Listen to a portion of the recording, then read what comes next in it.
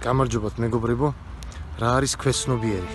Ქვეცნობიერი არის ის არსებული კვანტი, არსებული ეგზისტენციალური კვანტი, აქტიური ეგზისტენციალური ენერგეტიკული კვანტი, როგორც ფსიქიკაში, ასე სხეულის ასპექტში, რომელიც არ არის ამოცნობილი პასუხისგებელი ცნობიერით. ანუ რას ნიშნავს აქტიური? ის მოქმედებს, აქციური, აქციონეთ მოქმედებს.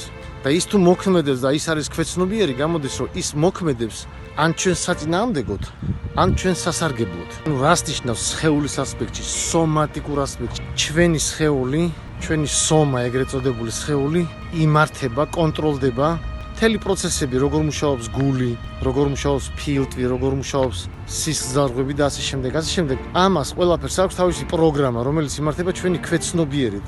აი ზუსტად იმიტომ არის, რომ ნებისმიერი ავადმყოფობის მორჩენა ძალიან იოლია, როდესაც იცი ეს მეთოდი და ორი კრიტერიუმია კიდე. 40% ვიტალური ენერგიის 40% უნდა ქონდეს ადამიანს დარჩენილი და სურვილი უნდა ქონდეს, რომ დაიწყოს ახალი ცხოვრების სტილი. ანუ სტილი, ცხოვრება, რაღაცა ღირებულება, რაღაცა შეჩვეული საქციელი, რასაც უკვე შეეჩვია ჩვეულება, რაღაცა ის გარკვეული საქციელი, დაჯერებულობა და ასე შემდეგ, რომელმაც დაარღვია ეს პროგრამა ქვეცნობიერის, რამაც მიიყვანა ადამიანი ავადმყოფობის დონეზე, ავადმყოფობის რეზულტატამდე.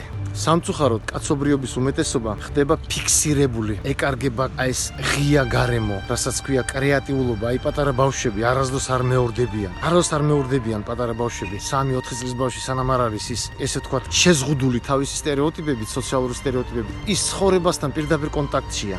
სიცოცხლესთან და სიცოცხლე ყოველთვის კრეატიულია. შეხედეთ რა მშვენიერი ბუნება გვაქვს. ის არასდროს არ მეორდება. ყოველთვის ყველაფერი სხვადასხვანაირია. ადამიანის ესეა გაჩენილი, მაგრამ ადამიანმა დააკარგა ეს, იმიტომ რომ არის ქვეცნობიერი, ესე იგი, გარკვეული ფიქსაციები ამ ფსიქიკური მოდულების, ენერგიების, რომლებიც შემდგომ იზიდავენ ისეთ თავისნაირებს, ამის შედეგად გროვდება ქვეცნობიერი და იმ კრეატიულობის საშუალებას უფრო ამცირებს ადამიანში. თუმცა ნებისმიერი ადამიანი, ვისაც არ უნდა რომ იყოს აი ეს დაფიქსირებული, აი ეს შეზღუდული, მან აუცილებლად უნდა გამოიყენოს ონტოფსიქოლოგიის ინსტრუმენტი, რასაც ქვია მეტანოია, ანუ ფუნდამენტალური შეცვლა თავისი პიროვნების, რომელიც იქნება შესაბამისი მისი ბუნებრივი პროექტის მიმართ. მადლობთ, მოაწერეთ ხელი ჩემს გვერდს და შემომიერთდით, დამიმეგობრდით Facebook გვერდზე, YouTube გვერდზე. თუ ვინმეს გექნებათ რაიმე შეკითხვები ან გჭირდებათ კონსულტაცია, დამირეკეთ. დიდი მადლობა, კარგად ბრძანებოდეთ.